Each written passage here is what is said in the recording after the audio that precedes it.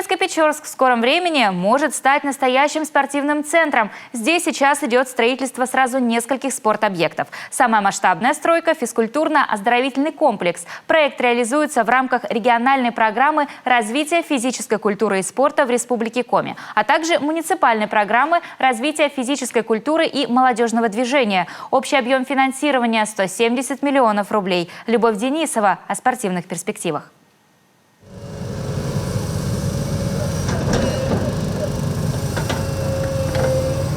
Сейчас на площадке земляные работы. Готовится фундаментная подушка. Завозят бетон. В оздоровительном комплексе будет зал для спортивных игр, аэробики, тренажерный. Предусмотрены раздевалки, душевые, а еще буфет. Удобным и доступным центр сделают и для маломобильных граждан. Этот спорткомплекс жители поселка ждут давно. Пока детско-юношеская школа базируется в здании бывшего кинотеатра, которая в свое время успела побыть и гаражом. Однако за долгожданный объект пришлось побороться.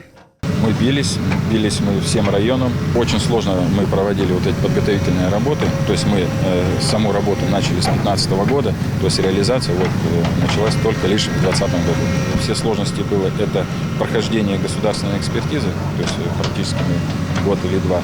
Ну и, соответственно, были небольшие помехи со стороны недостроенного здания, которое стоит рядом.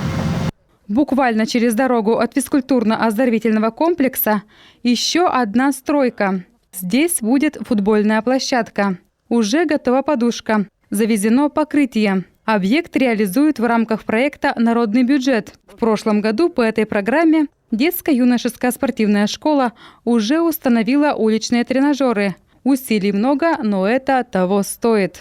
Очень приятно, что наши дети входят сейчас в состав сборных городов. Вот их приглашают, их отмечают. Это приятно, это большой плюс для нашей школы. У нас очень немного, у нас ежегодно выполняют спортивные разряды по национальному виду спорта. Это лыжные гонки, тяжелая атлетика. У нас очень много знаменитых спортсменов, это мастеров международного класса.